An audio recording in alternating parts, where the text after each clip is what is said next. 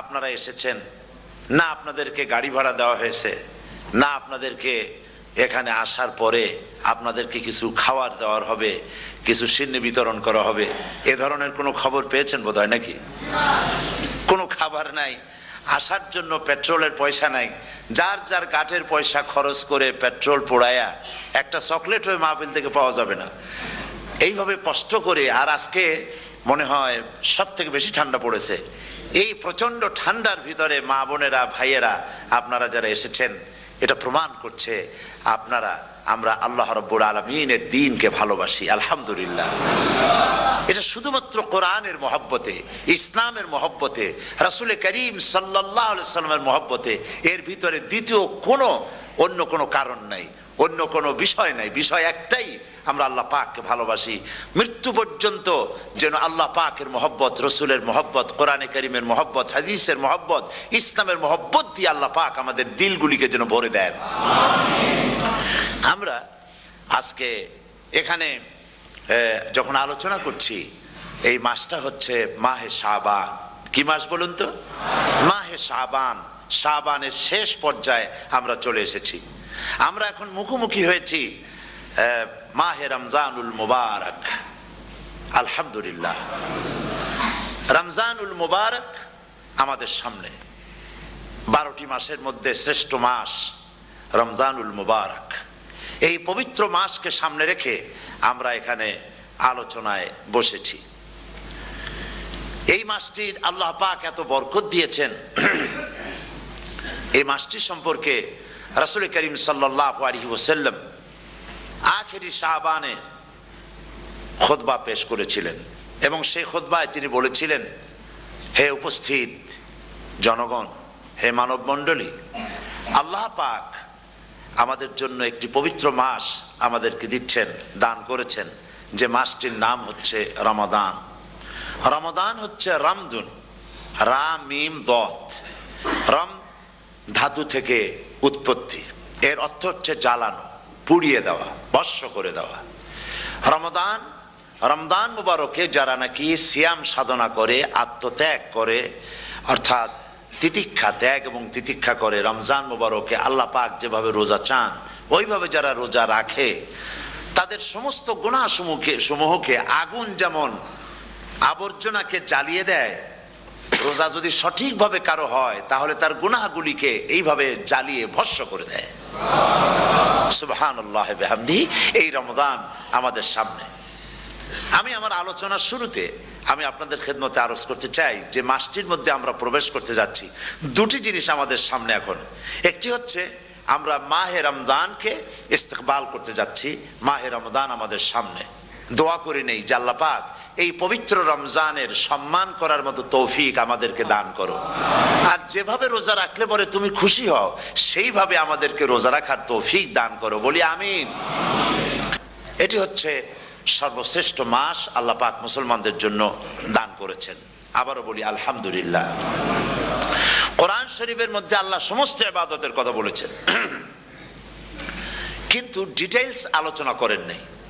হজ করতে হবে, কিন্তু উকুফে আরাফা করতে হবে, রমিয়ে হিজার করতে হবে, রমিয়ে জেবার করতে হবে, তারপরে 7 বার তাওয়াফ করতে হবে, সাফা মারওয়া সাই করতে হবে।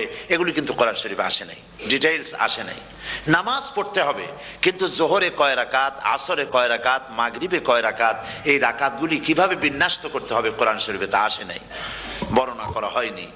যাকাত দিতে হবে, কিন্তু কত টাকা হলে কত টাকা দিতে হবে, কত মন ধান হলে কতটুকু দিতে হবে, কত ছাগল হলে, কত গরু হলে, কত পরিমাণ সোনা হলে, কত পরিমাণ রৌপ্য মজুদ থাকলে যাকাত দিতে হবে, এর বিস্তারিত বিবরণ কোরআন শরীফে আসে নাই। চিন্তা হতে পারে যে তাহলে এগুলো আমরা পাইলাম কই? আমরা পেয়েছি কোরআনের ব্যাখ্যা হচ্ছে রাসূল করিম সাল্লাল্লাহু আলাইহি ওয়াসাল্লাম। হুজুর এটাকে আমাদেরকে বলে দিয়েছেন, তিনি শারে ছিলেন, শরীয়ত প্রণেতা ছিলেন। তো সমস্ত ইবাদতকে আল্লাহ পাক সংক্ষেপে সংক্ষেপে তিনি আউটলাইন অথবা গাইডলাইন তিনি দিয়েছেন আল্লাহ পাক। রমজান মুবারক হচ্ছে একমাত্র ইবাদত যে রমজান সম্পর্কে আল্লাহ পাক ডিটেইলস পূর্ণ একটি রুকু আল্লাহ পাক আলোচনা করেছেন। সুবহানাল্লাহ। রোজা শুরু করবেন কোনখান থেকে, শেষ করবেন কোথায় গিয়ে, সফরে প্লেনে যখন চলবেন তখন আপনার রোজার অবস্থা কি হবে, যদি দেশে যান তখন কি হবে, অসুস্থ হলে কি হবে, কিভাবে রোজা রাখবেন, কিভাবে রোজা ভাঙবেন, তারপরে কখন শুরু হবে, কখন কি হবে ইত্যাদি বিস্তারিত বিবরণ রোজার মতো করে এত অন্য কোন ইবাদতের ব্যাপারে আল্লাহ এতটা বলেন নাই যতটা বলেছেন রোজার ব্যাপারে। তাহলে নিশ্চয়ই বুঝতে পারছেন রোজাটা অত্যন্ত গুরুত্বপূর্ণ ইবাদত। সবটাই গুরুত্বপূর্ণ, কিন্তু রোজাটা আল্লাহর কাছে বেশি গুরুত্বপূর্ণ। সুবহানাল্লাহ। আচ্ছা, বেশি গুরুত্বপূর্ণ কেন সে কথা কি বলবো? অবশ্যই বলবো। বেশি গুরুত্ব এই কারণে, আল্লাহ পাক বলেছেন, এটা হচ্ছে হাদিসে কুদসি, আল্লাহ পাক বলেছেন আস-সাওমু লি ওয়া আনা আজজি বিহি। অন্য রিওয়ায়াতে এসেছে ওয়া আনা উজজা বিহি। আস-সাওমু লি, রোজা হলো আমার জন্য। কে বলতেছেন বলুন তো? আল্লাহ পাক বলছেন রোজা হচ্ছে আমার জন্য, রোজার পুরস্কার আমি দেব। অন্য বর্ণনায় এসেছে রোজা আমার জন্য আর রোজাদারের পুরস্কার আমি আল্লাহ নিজেই পুরস্কার। সুবহানাল্লাহ, সুবহানাল্লাহ। তাহলে প্রশ্ন আসে, আল্লাহ পাক বলছেন রোজা আমার জন্য, আস-সাওমু লি। আল্লাহ তো একথা কোথাও বলেন না আজ-যাকাতুলি, আস-সালাতুলি, আল-হাজ্জুলি। রোজা আমার কি বলে, যাকাত আমার জন্য, হজ আমার জন্য, নামাজ আমার জন্য, একথা কিন্তু আল্লাহ বলেন নাই। অবশ্যই আমরা যাকাত হোক, নামাজ হোক, হজ হোক কার জন্য করি? আল্লাহর জন্য করি। রমজানের ব্যাপারে আল্লাহ খাস করেছেন যে আস-সাওমু লি, রোজা আমার জন্য। এই কথাটার অর্থ কি, তাৎপর্য কি, ব্যাখ্যা কি, সিগনিফিকেন্স কি? এর সিগনিফিকেন্স হচ্ছে এই যে প্রত্যেকটা ইবাদতের দুটি ধরন আছে। কয়টা ধরন বলুন তো? দুটি ধরন। একটি ধরন হচ্ছে বাহ্যিক আর একটা হচ্ছে আভ্যন্তরীণ। প্রত্যেকটা ইবাদতের দুটি দিক আছে, একটা মানুষকে দেখানো আর একটা ভেতরের। যেমন নামাজ, একটি লোক নামাজ পড়ে না, কিন্তু এমন একটা সমাবেশের মধ্যে পড়ে গেছে সবাই নামাজ পড়ে। এখন আমি যদি নামাজ না পড়ি তাহলে লোকে বলবে কি? তখন উজু আছে কি না আছে দাঁড়ায় গেল, আল্লাহু আকবার। তাহলে দেখা গেল নামাজ আল্লাহর জন্য পড়ে, আবার মানুষের জন্য দেখাবার জন্য করে। যাকাত এটা দেয় মানুষে, তার নিয়তটাকে আল্লাহ পাক ভালো জানেন। কিন্তু কিছু লোক তেমন আছে যাকাতের নামে লুঙ্গি, আমাদের দেশে আছে, এখানে কি করে আমি জানি না, লুঙ্গি শাড়ি কিনে তারপরে বাড়িতে সব জমা করে এরপরে গরিবদের দাওয়াত দেয় এবং সকলকে দেখায় এভাবে লুঙ্গি দিল, শাড়ি দিল, লোকেরা দেখলো যে যাকাত দিল, খুব যাকাত দিয়েছে। কোরবানির ব্যাপারে এভাবে বিরাট একটা গরু কিনলো, কিনে মানুষকে দেখাইলো। চট্টগ্রামে আছে সবচেয়ে বড় দামের গরু একটা কিনে গরুর গলায় মালা একটা পরাইয়া তারপরে শহর ঘুরায়। এখন অবশ্য এটা কমে গেছে আগের থেকে অনেক। মানুষ দেখুক যে অমুকে এই গরুটা কোরবানি করেছে। এটা কি কোরবানির জন্য হলো না মানুষকে দেখাবার জন্য হলো? হজ, টাকা আছে, লোকেরা বলবো কি যে এত টাকার মালিক তাও হজে যায় না, সুতরাং যাই একটু হজ করে আসি। তাহলে হজ করা গেল, আবার মানুষকে দেখাবার জন্য করলো। দুটি জিনিস আছে। কিন্তু একমাত্র রোজা যদি কেউ রাখে মানুষকে দেখাবার জন্য সকাল থেকে শুরু করে সন্ধ্যা পর্যন্ত না খাইয়া কোনো পাগলও থাকবে না। বলেন আপনারা ঠিক কিনা? সে তো মানুষকে দেখাবার জন্য দাঁত পরিষ্কার করে নিল আর দুপুরে ভাত খাই নিল, বউতেও টের পাইল না। পারবে কিনা? পারবে। টয়লেটে গিয়ে খাই নিল ভালো করে, কোন একটা আড়াল জায়গা নিয়ে খেয়ে গেল, বাচ্চাও দেখলো না, বউতেও দেখলো না, খেয়ে নিল। তাহলে সে তো রোজা রাখলো না। আল্লাহ পাক বলছেন আস-সাওমু লি, রোজা হচ্ছে আমার জন্য। যে রোজা রাখে আমার জন্যই রাখে, মানুষকে দেখাবার জন্য সারাদিন না খাইয়ে থাকার কোনো প্রশ্নই ওঠে না। সুবহানাল্লাহ। সুতরাং রোজা যে রাখলো সে আমার জন্যই রাখলো। ওয়া আনা আজজি বিহি, রোজার পুরস্কার আমি আমার হাত দিয়ে দেব। সুবহানাল্লাহ, আমার হাত দিয়ে দেব। ম্যানেজার যদি বলে এই কাজগুলি করলে পরে বেতন, নির্ধারিত বেতন পাবা, আর এইটা যদি করো তাহলে বেতনটা আমি দেবো আমার হাত দিয়া, তাহলে এমপ্লয় যারা তারা বুঝতেই পারবে যে মালিক যখন নিজেই দেবে তাহলে ম্যানেজারের মতো দেবে না, মালিকের মতোই বড় করে দেবে। তো আল্লাহ পাক ফেরেশতাদের কাছে এটা রাখেন নাই, সব নেকি তোমরা লেখো গিয়া, আর রোজার সওয়াব আমার হাত দিয়ে আমি দেব। সুবহানাল্লাহ। এরপরে আল্লাহ পাক বলছেন, অন্য রিওয়ায়াতে এসেছে রোজা আমার জন্য আর রোজাদারের পুরস্কার আর কিচ্ছু না, রোজাদারের পুরস্কার আমি আল্লাহ নিজেই পুরস্কার হয়ে যাব। সুবহানাল্লাহ। হাদিস শরীফে এসেছে রোজা রাখলে পরে ক্ষুধার কারণে, খালি পেটে থাকার কারণে টক্সিন জাতীয় এক প্রকারের গ্যাস তৈরি হয় পেটের ভেতরে, স্টমাকের মধ্যে। ফলে মুখে এক রকমের দুর্গন্ধের সৃষ্টি হয়। নবীজি বলেছেন, রোজাদারের মুখের থেকে যে গন্ধ বের হয়, আল্লাহ পাকের কাছে রোজাদারের মুখের গন্ধ মেস্ক আম্বারের চাইতে বেশি পবিত্র। আপনার মুখের গন্ধটাও আল্লাহর কাছে পবিত্র। রোজাদারদের জন্য জান্নাতের একটি দরওয়াজা খাস করে রাখা হয়েছে, যার নাম রায়্যান। এই দরওয়াজা রোজাদারদের জন্য, কেবলমাত্র রোজাদারেরা সেখান থেকে প্রবেশ করবে, আর কেউ প্রবেশ করতে পারবে না। এই রোজাদারদের সম্পর্কে আল্লাহ পাক বলেছেন, হাদিস শরীফে এসেছে, বুখারী শরীফের হাদিস, রাসূল করিম সাল্লাল্লাহু আলাইহি ওয়াসাল্লাম বলেছেন, লিসাইমে ফারহাতান, ফারহাতুন ইনদা ফিতরিহি ওয়া ফারহাতুন ইনদা লিকাই রাব্বিহি। রোজাদারের জন্য দুইটা খুশি। কয়টা খুশি বলুন তো? কে বলছেন? আল্লাহ রাসূল বলছেন, রোজাদারের জন্য দুইটা খুশি। লিসাইমে ফারহাতান, দুটি খুশি। ফারহাতুন ইনদা ফিতরিহি, একটা খুশি হচ্ছে ইফতারের সময়। এই ফিতরিহি দুটি কথা, এই একটি কথার দুটি ব্যাখ্যা হয়। একটা হচ্ছে ইফতারের সময়, ইফতারের কথা বলা হয়েছে, আর ঈদের কথাও এর মধ্যে বলা হয়েছে। ইফতারের সময় হলে একটা খুশি, আর একটা খুশি হচ্ছে ইনদা লিকাই রাব্বিহি, যখন রোজাদারের সঙ্গে আল্লাহ পাক দেখা করবেন তখন হবে আরেকটা খুশি। তার মানে হচ্ছে রোজাদারদের সঙ্গে স্পেশাল আল্লাহ রাব্বুল আলামিন সাক্ষাৎকারের ব্যবস্থা করবেন। সুবহানাল্লাহ।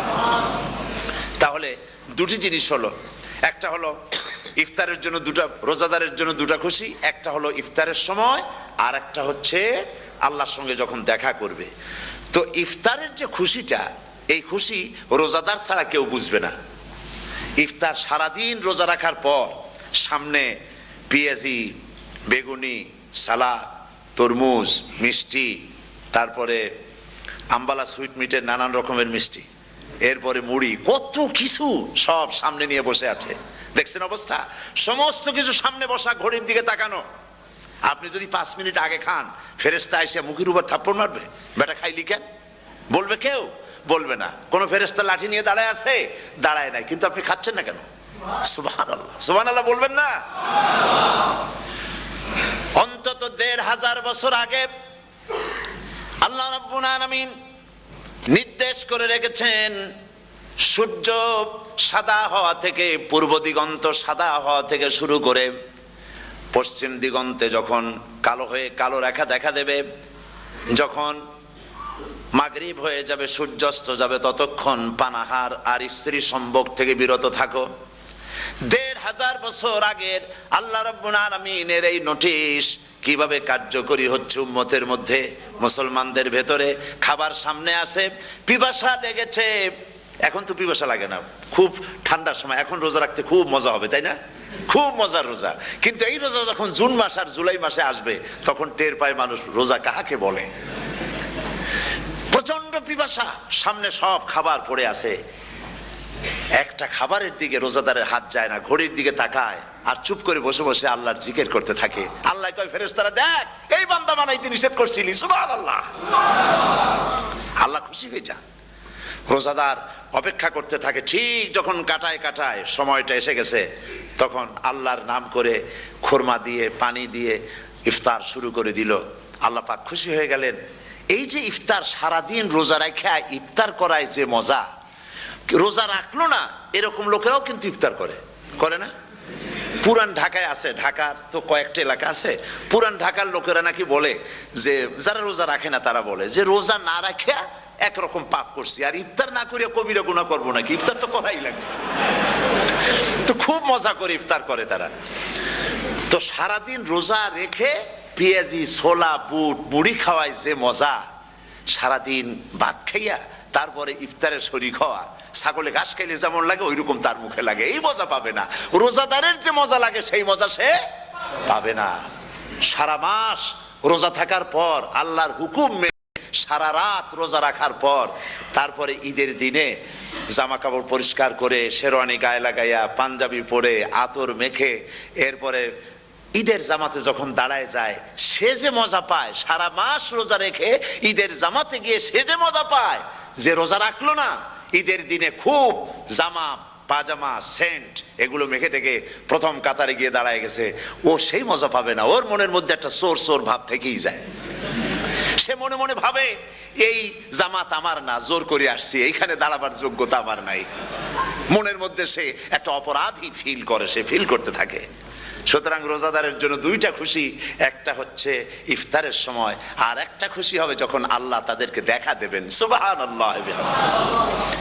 এই রোজা আল্লাহ পাক দান করেছেন। আচ্ছা, কি জন্য রোজা আমাদের দিলেন?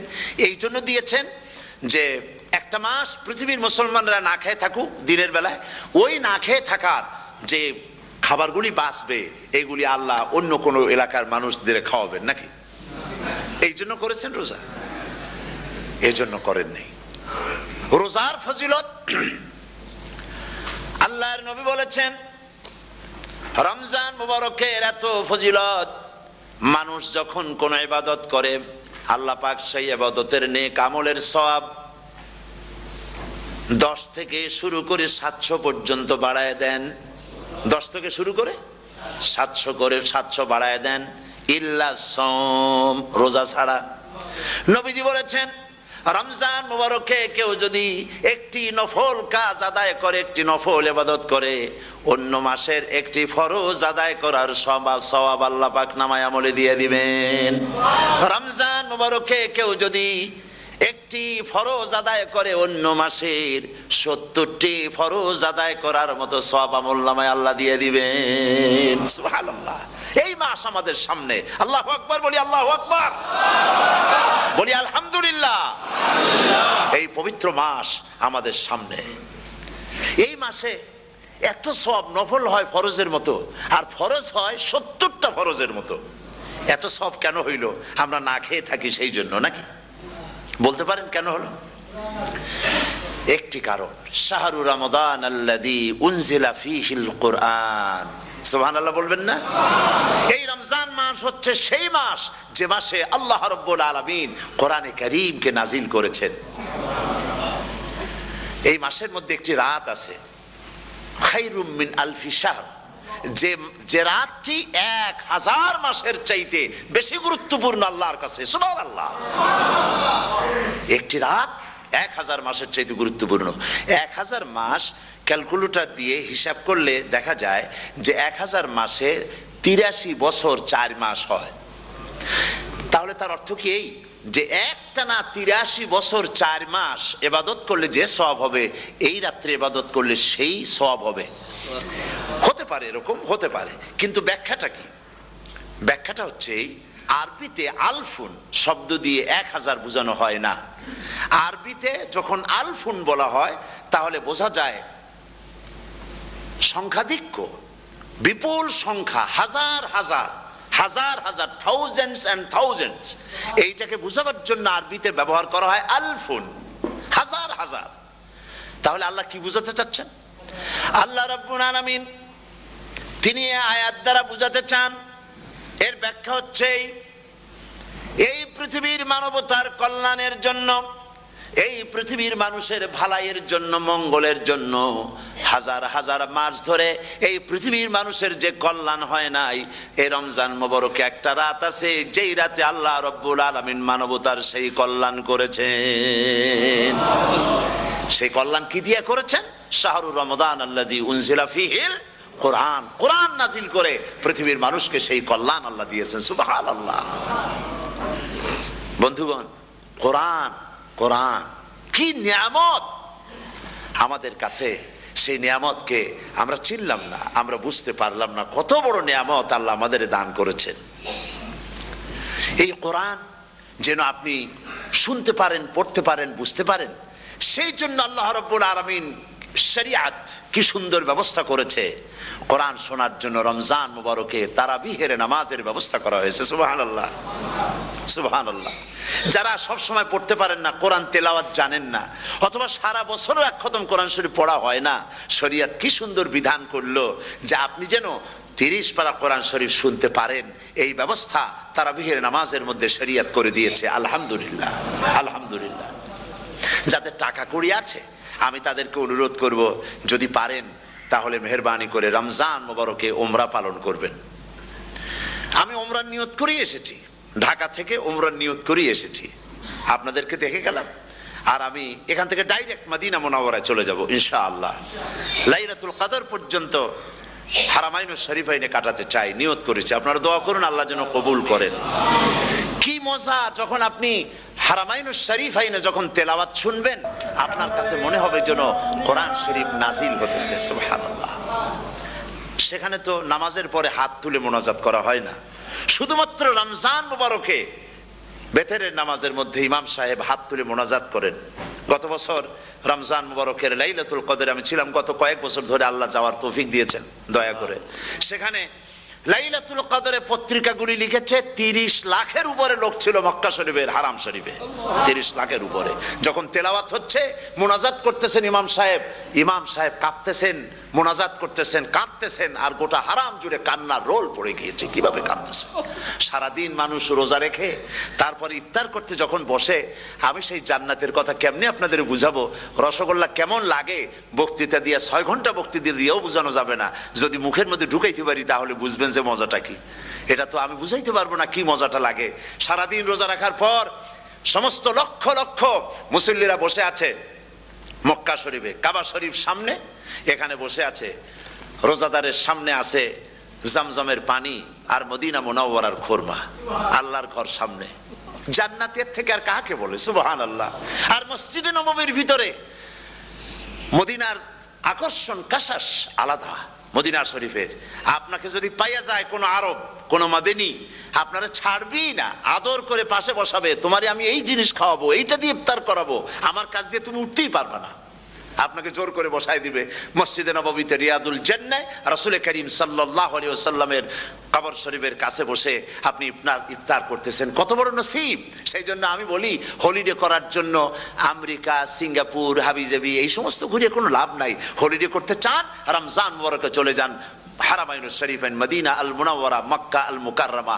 কপাল খুলে যাবে, জিন্দেগীর সমস্ত গুনাহ খাতা আল্লাহ পাক মাফ করে দিবেন। রাসূল করিম সাল্লাল্লাহু আলাইহি ওয়াসাল্লাম বলেছেন, রমজান মুবারকে যে উমরা করলো সেজন্য হজ আদায় করলো। সুবহানাল্লাহ। অন্য রিওয়ায়াতে এসেছে, যে ব্যক্তি রমজান মুবারকে উমরা করলো সেজন্য আমার সাথে হজ আদায় করলো। সুবহানাল্লাহ। তো বলতেছিলাম যে কোরআনে কারীম হচ্ছে একটি বিরাট নিয়ামত। এই নিয়ামত শোনানো হয় রমজান মুবারকে। আমি এবার এসে খুব খুশি হলাম একথা শুনে যে ইস্ট লন্ডন মসজিদ তারা একটা ব্যবস্থা করেছে, সুন্দর একটা রেডিও তারা আবিষ্কার করেছে। না কি করছেন আপনারা? ট্রান্সমিটার তৈরি করেছেন। ওনারা ওখানে রেডিও বিক্রি করেন। আপনারা বহুটা খরচ করেছেন, তারা হাজার হাজার পাউন্ড খরচ করে টাওয়ার বানিয়েছেন এবং একটা ফ্রিকোয়েন্সি তারা নিজেরা নিয়েছেন, আর রেডিওগুলি 125 পাউন্ড করে ওনারা দিচ্ছেন খরচ হিসাবে। এটা যারা নিয়ে যায় ঘরের মধ্যে বসে তারাবিহের তেলাওয়াত তারা শুনতে পাবেন। মহিলারা অনেক সময় আসতে পারেন না, মহিলারা ঘরে বসে শুনতে পারবেন। ওই ইস্ট লন্ডন মসজিদে যত ওয়াজ হবে, তেলাওয়াত হবে, নামাজ হবে, আজান হবে, ওয়াজ হবে, জিকির হবে, সব আপনার ঘরে বসে আপনি শুনতে পারবেন। আল্লাহ রাব্বুল আলামিন এই ইকদামকে, এই পদক্ষেপকে আল্লাহ কবুল করুন, সবাই বলেন আমিন। এবং প্রত্যেকের ঘরে ঘরে এই রেডিও পৌঁছে যাক, আমরা বলি আমিন। আল্লাহ যেন কবুল করেন। আপনি ঘরে বসে মসজিদের সমস্ত প্রোগ্রাম পেতে পারবেন। আর কি সুন্দর, সেখানে যিনি তেলাওয়াত করেন, আজান দেন, আলহামদুলিল্লাহ, তার আজান শুনলে পরে তো মনে হয় যে আমি মক্কা শরীফে চলে গেছি, মদিনায় চলে গেছি। আর তেলাওয়াত কত সুন্দর, আলহামদুলিল্লাহ। আল্লাহ তার প্রতি রহম করুন, আমরা বলি আমিন। সুতরাং বলতেছিলাম যে এই পবিত্র রমজানুল মুবারক, এটি কি, জিনিসটা কি, জিনিসটা বুঝাবার জন্য আমি বলি, যেমন এই ঘড়িটা এটা কেনার পর 2-1 বছর পর এটা ফাস্ট হয় অথবা কি হয়, স্লো হয়ে যায়। তখন এটাকে সারার জন্য আমরা হসপিটালে দেই। হসপিটাল মানে লন্ডন হসপিটাল না, ঘড়িরও হসপিটাল আছে। তো ঘড়ির হসপিটালে দিলাম, ওরা এটাকে দেখে শুনে ওয়াইলিং করে টরে দিল ঠিক মতো। একবার যদি ঠিক করে দিল, আবার আমার 1-2 বছর চললো, আর কোনো ডিস্টার্ব করবে না, ঠিক কিনা? আপনার গাড়ির ইঞ্জিন যদি কোনো রকমের অসুবিধা করে, তাহলে গাড়ির ইঞ্জিনকে ওভারহোলিং করতে হয়, ইঞ্জিন ডাউন দিতে হয়। একবার যদি ইঞ্জিন ডাউন দিলেন, ওভারহোলিং করলেন, তাহলে আপনার এই গাড়ি 5-6 বছরের জন্য আর হাত দিতে হবে না। এ কথাগুলি বুঝতে পারছেন কিনা? সারা জীবন, সারা মাস অন্যায় করার পরে, গুনাহ করার পরে মানুষের অন্তঃকরণে কালিমা লেগে যায়। আল্লাহ রাব্বুল আলামিন রমজান মুবারকের একটা ব্যবস্থা করেছেন, ইঞ্জিন ওভারহোলিং এর মতো, ইঞ্জিন ডাউন দেওয়ার মতো। আপনার কলবকে, আপনার আত্মাকে, আপনার বিবেককে, আমার বিবেককে পরিষ্কার করার জন্য রমজান মাস করে দিয়েছেন। রমজান মুবারকের একটি মাসের কোর্স যদি কমপ্লিট করা যায়, তাকওয়া দিয়া যদি ভরে দেওয়া যায় তাহলে বাকি 11 মাস আরামসে চলবে, কোনো অসুবিধা হবে না। নবীজি বলেছেন রমজান মুবারকে মাস আসার সঙ্গে সঙ্গে আল্লাহ রাব্বুল আলামিন তিনি জান্নাতের সমস্ত দরজাগুলি খুলে দেন আর জাহান্নামের সব দরজাগুলি আল্লাহ রাব্বুল আলামিন বন্ধ করে দেন। সুবহানাল্লাহ। আর শয়তানকে শৃঙ্খল দিয়ে বেঁধে ফেলা হয়, শিকল দিয়ে শয়তানরে বাঁধা হয়ে যায়।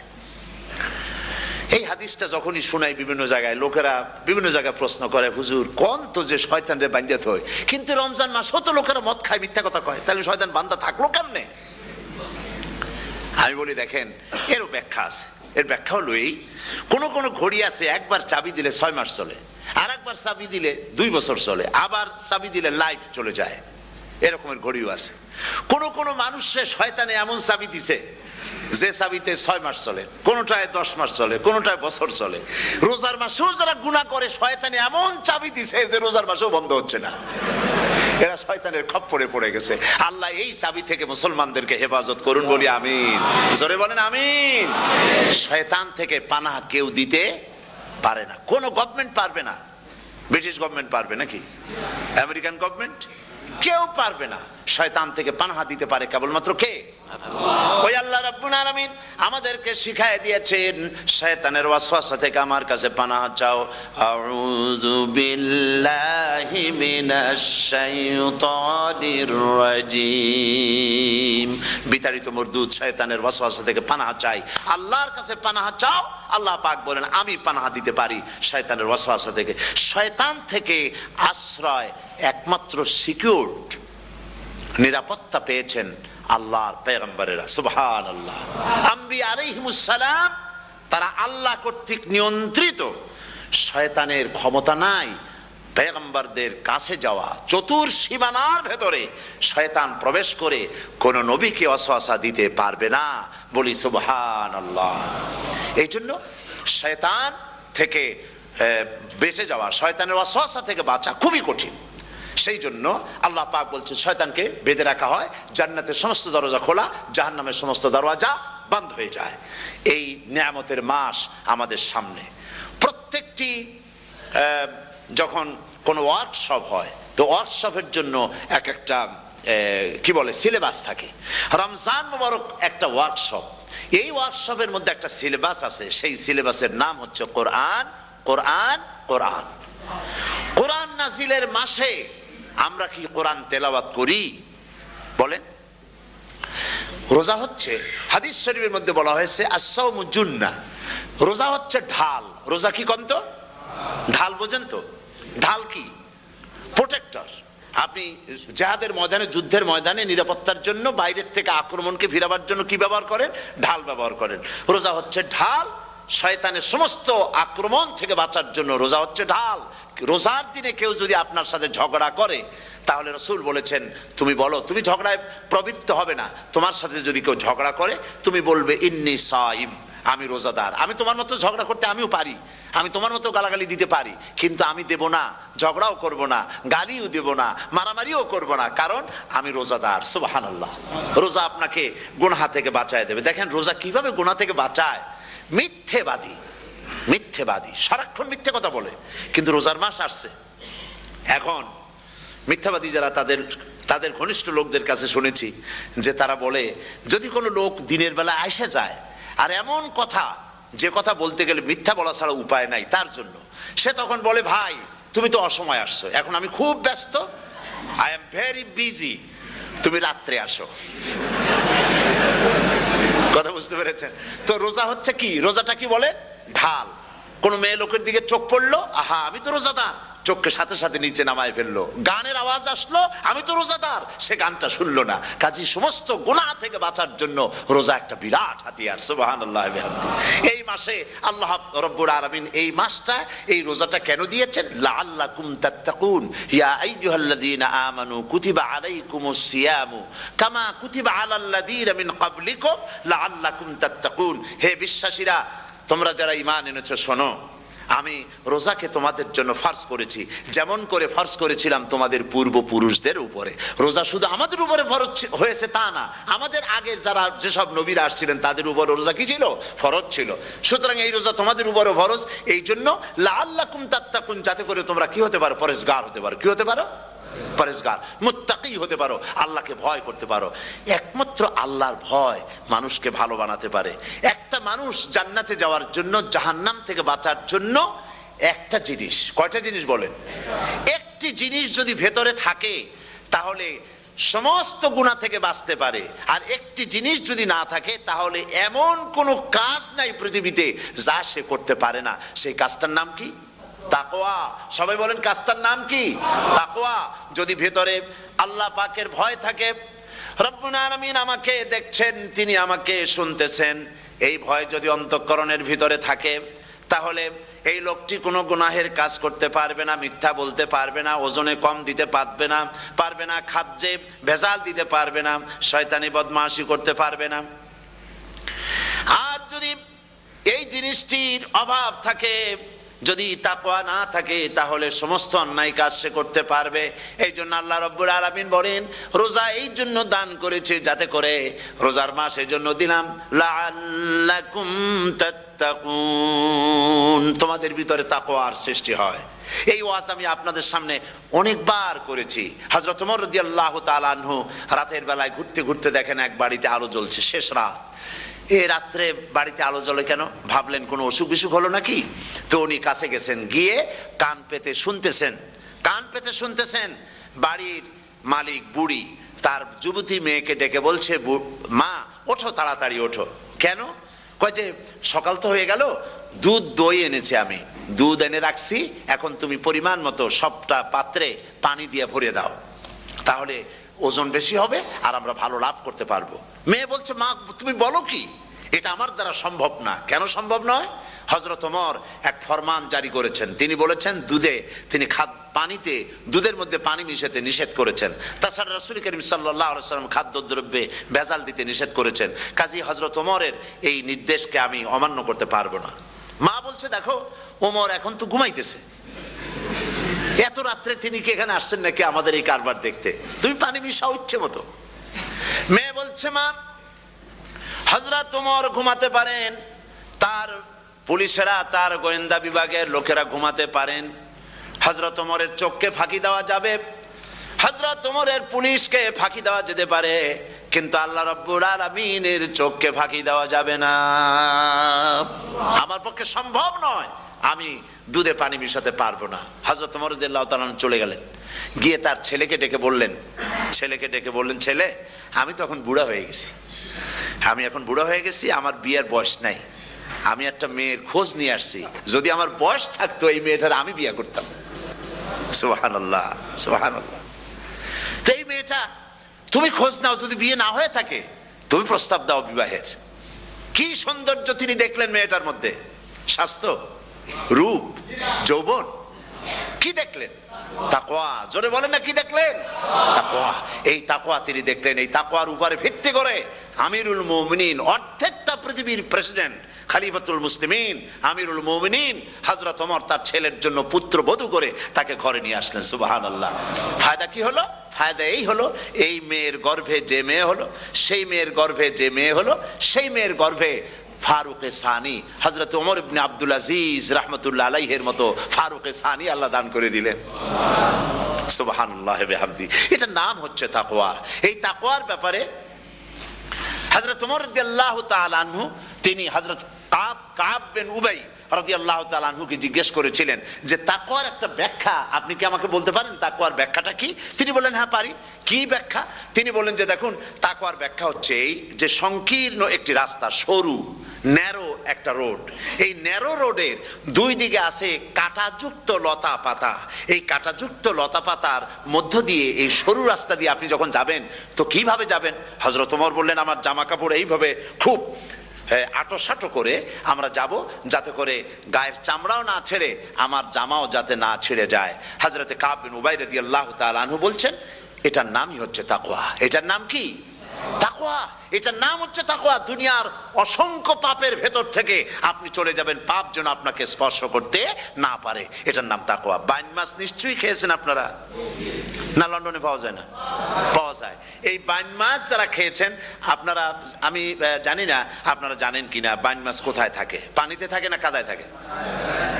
মাশাআল্লাহ, বাইন মাছ থাকে কাদার মধ্যে। কিন্তু এই বাইন মাছ যারা ধরেছে তাদের মুখে শুনেছি আমি যে বাইন মাছ থাকে কাদায়, ওকে যখন ধরে টেনে বের করায় কাদার মধ্যে থেকে, এক ফোঁটা কাদা ওর গায়ে নাই। এই কলুষিত সমাজ, পাপে ভরপুর। গ্রেট ব্রিটেন, আমেরিকা, পাশ্চাত্য, আমাদের দেশ, সর্বত্র পাপ আর পাপ। এই পাপের মধ্যে বাইন মাছ শুধু খাইয়েন না, ওর কাছ থেকে শিক্ষাও গ্রহণ করেন। ও যেমন কাদার মধ্যে থাকে, কাদা ওর গায়ে লাগে না, আপনিও এই সমাজের মধ্যে আপনি আপনার কাজ চালিয়ে যান, পাপ যেন আপনাকে স্পর্শ না করে। আল্লাহ যেন পাপের থেকে আমাদের বাঁচান। আমরা বলি আমিন, সবাই বলেন আমিন। এটার নাম হচ্ছে তাকওয়া। আর তাকওয়া লম্বা জামায় তাকওয়া হয় না, লম্বা দাড়িতে তাকওয়া হয় না, পাগড়ি একটা বানলেই তাকওয়া হয় না। রাসূলুল্লাহ সাল্লাল্লাহু আলাইহি ওয়াসাল্লাম বলেছেন তাকওয়া হা হুনা, হা হুনা, হা হুনা, তিনবার বলেছেন, বুকের দিকে দেখায় বলেছেন তাকওয়া হা হুনা। তাকওয়া হচ্ছে এখানে। এর অর্থ এই নয় যে আমি দাড়িকে আমি ছোট করে দেখছি, জামাকে ছোট করে দেখছি, তা নয়। কিন্তু বলছি যে তাকওয়াটা হচ্ছে অন্তরের ভেতরে। এই অন্তরের ভেতর থেকেই এটার বহির প্রকাশ হতে হবে। আপনার কথায়, আপনার বলায়, আপনার ওঠায়, আপনার বসায়, আপনার চালচলনে, আপনার বিয়ে শাদীতে, আপনার ব্যবসা বাণিজ্যের সর্বত্র তাকওয়ার ছাপ প্রদর্শিত হতে হবে। তাহলেই আমার মধ্যে তাকওয়া এসেছে বলে প্রমাণ হবে। আর এটাই আল্লাহ পাক চান, রমজান মোবারকে তোমাদের মধ্যে তাকওয়া সৃষ্টি হোক। রোজা সম্পর্কে এই কথাগুলি আমি বলে নিলাম। প্রথম 10 দিন শুধু রহমত নাজিল হবে, দ্বিতীয় 10 দিনে আল্লাহ পাক শুধু মাফ করতে থাকবেন, আর তৃতীয় 10 দিনে আল্লাহ পাক জাহান্নাম থেকে মুক্ত করে দিবেন। সুবহানাল্লাহ। রমজানে মক্কা শরীফে, মদিনা শরীফে ছোট্ট একটা বাচ্চাও ঘুমায় না। অন্তত 5-7 বছর, 8-10 বছর বয়স হয়ে গেছে এরকমের বাচ্চা সারা রাত্রে 1 সেকেন্ডের মধ্যে ঘুমায় না। সমস্ত লোক জাগে, ফজরের নামাজ পড়তে থেকে ঘুমায়, সব সমানে 2 হাতে নেকি কামাই করে। নেকি কামাইয়ের মৌসুমে বাহার। রমজান হচ্ছে নেকি কামাইয়ের বসন্তকাল। আপনারা যেন খবরদার মিস করবেন না, মিস করবেন না, খবরদার। এই মাসটা পুরাপুরি কাজে লাগাবার জন্য মায়েরা, আমার মায়েরা, বোনেরা, মেহেরবানি করে এই মাসটা কাজে লাগাবেন। গীবত গাইবেন না, রাগারাগি করবেন না, ঝগড়াঝাটি করবেন না, মিথ্যা কথা বলবেন না, তেলাওয়াত, জিকির, আজগার। আর পুরুষেরাও এই জিকির আজগারের মধ্যে, মানুষকে ভালো কাজের আদেশ করার মধ্যে যা আজকে আল্লাহ আমার দিয়ে বলাইলেন, এই কাজগুলি আমি এবং আপনারা সবাই যেন আমল করতে পারি। আল্লাহ তৌফিক দান করুন। আপনারা এই মোনাজাতের পরে যে যে এলাকায় গিয়ে জামাতে এশার নামাজটা আদায় করবেন, এখানে নামাজের কোনো ব্যবস্থা করা যায় নাই বলে আমরা দুঃখ প্রকাশ করছি। পাশে যেখানে মসজিদ পান, জামাতে এশার নামাজটা খবরদার আদায় করে নেবেন, নামাজ ছেড়ে দেবেন না। 5 ওয়াক্ত নামাজ সঠিকভাবে আদায় করবেন। আর মদের ব্যবসা যাদের আছে, মদের ব্যবসা ছেড়ে দিবেন।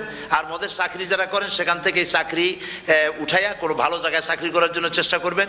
জেনা, ব্যভিচার, নাচ, গান ইত্যাদি, তাস, পাশা, জুয়া, অন্যায় কাজে যাব না। আল্লাহ যেন কবুল করেন, বলেন আমিন। বলেন সবাই আমিন। এটাই কাজ। শিরক এবং বেদাতের বাড়ির কাছেও আমরা কেউ যাব না। এই তওবা করে খাঁটি মুসলমান হইতে হবে। আমরা কতদিন বাঁচবো জানি না। আল্লাহ পাক যেন আমাদেরকে ঈমানের সাথে রাখেন। যাদের মুখে দাড়ি নাই, আল্লাহ পাক তাদের মুখে দাড়ি লাগায় দিক, বলি আমিন। আপনারা চেষ্টা করেন রসুলের এই সুন্নতটা আমল করার জন্য। যেহেতু আমরা মারা যাব, চিরদিন বাঁচবো না, তো আল্লাহ রসুলের কাছে কেমনে আমরা আমাদের চেহারা দেখাবো? জামায়, দাড়িতে, টুপিতে, পর্দায়, মেয়ে লোকদের পর্দা করার মধ্যে, সবটার মধ্যে রসুল্লাহর সুন্নত যেন আমরা আমল করতে পারি। আল্লাহ যেন তৌফিক দেন। আল্লাহুম্মা আমিন। রব্বানা যালামনা أنفسنا وإن لم تغفر لنا وترحمنا لنكونن من الخاسرين. সবাই পড়েন ربنا ظلمنا أنفسنا وإن لم تغفر لنا وترحمنا لنكونن من الخاسرين.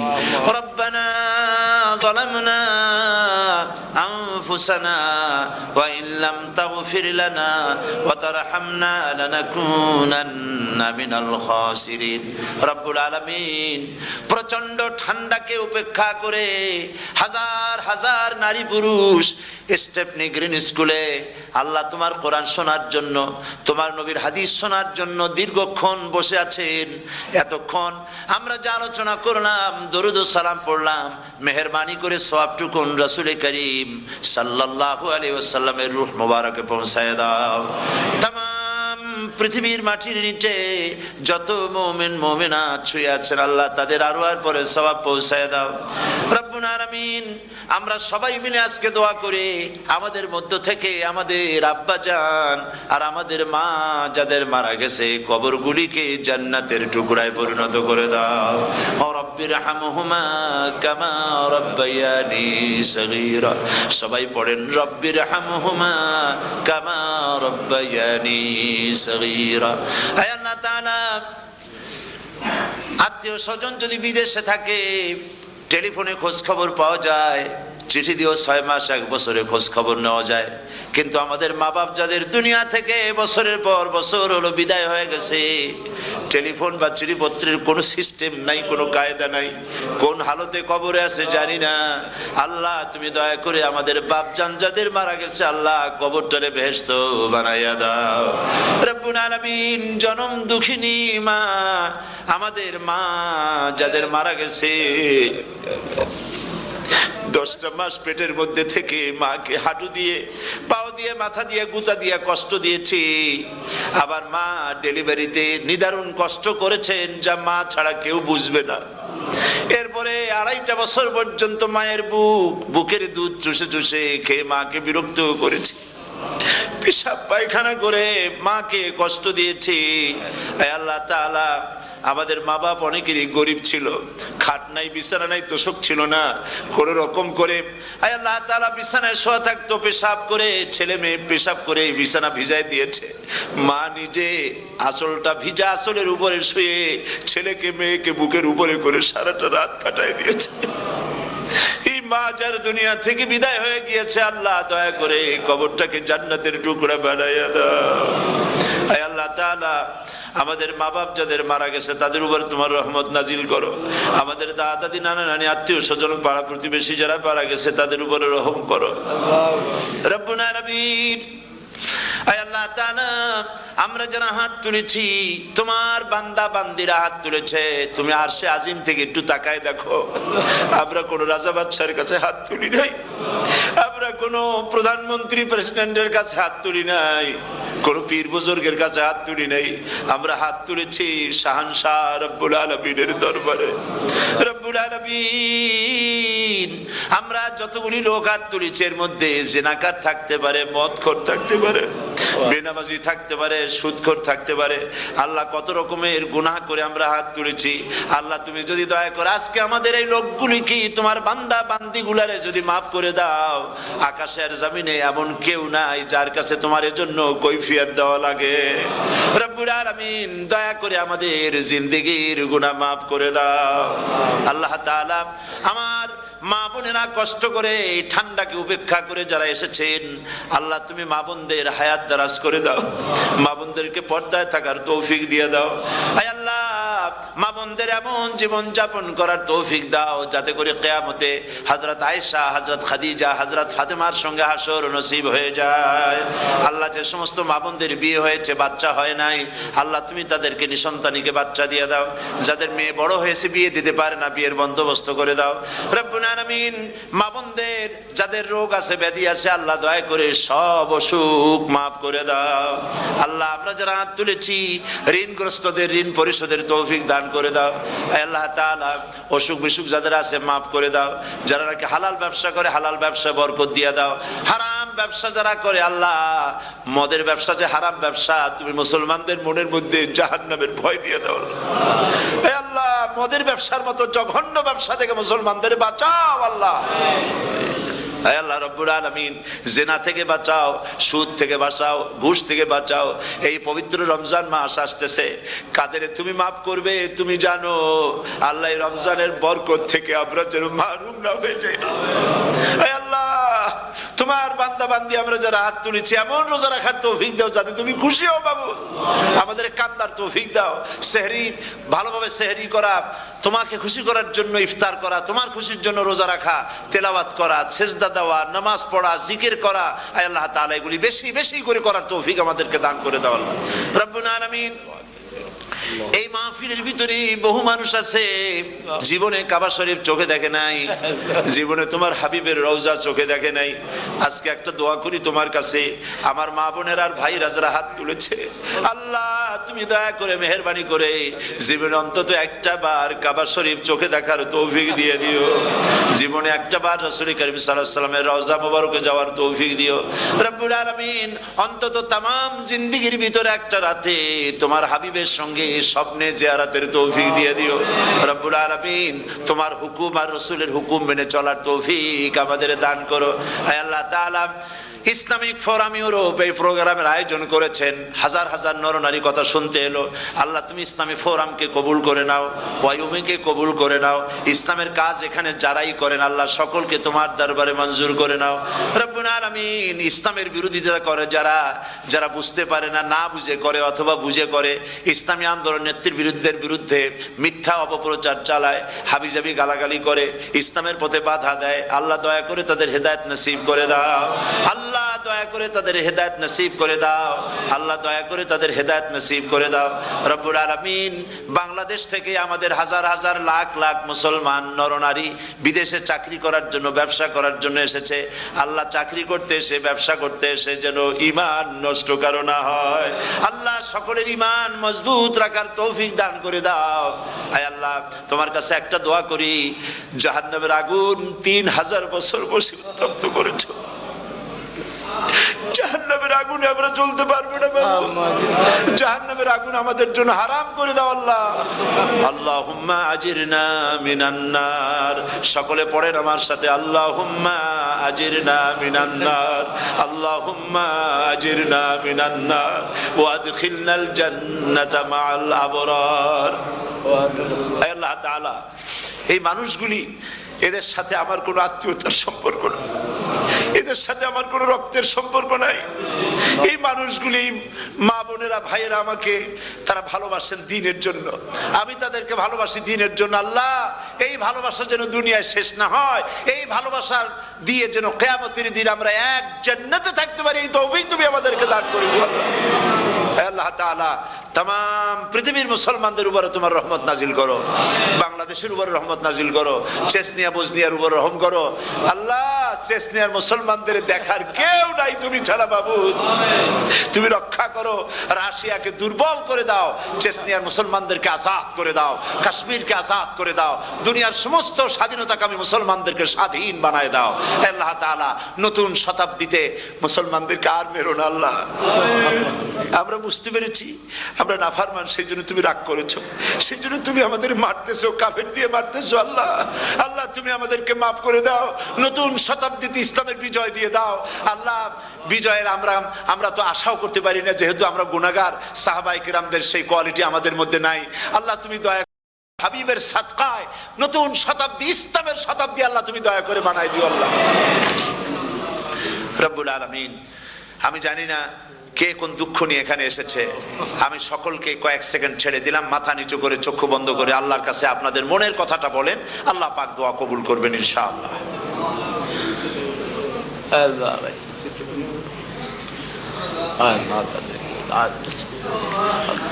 আল্লাহ তাআলা, তোমার বান্দারা বান্দিরা মনে মনে যে যা চাইলো আল্লাহ, সকলের নেক আশা তুমি পুরা করে দাও। ربنا تقبل منا إنك أنت السميع العليم وتب علينا إنك أنت التواب الرحيم. ستر العرش مسبول علينا وعين الله ناظرة إلينا بحول الله لا يقدر علينا. اللهم إنا نجعلك في نحورهم ونعوذ بك من شرورهم. اللهم لا مانع لما أعطيت ولا معطي لما منعت ولا ينفع ذا الجد منك الجد. اللهم زدنا ولا تنقصنا وأكرمنا ولا تهنا وأعطنا ولا تحرمنا وآثرنا ولا تؤثر علينا وأرضنا وارض عنا. سبحان ربك رب العزة عما يصفون وسلام على المرسلين والحمد لله رب العالمين. واجعل آخر كلمة عند الموت لا إله إلا الله محمد رسول الله. السلام عليكم ورحمة الله.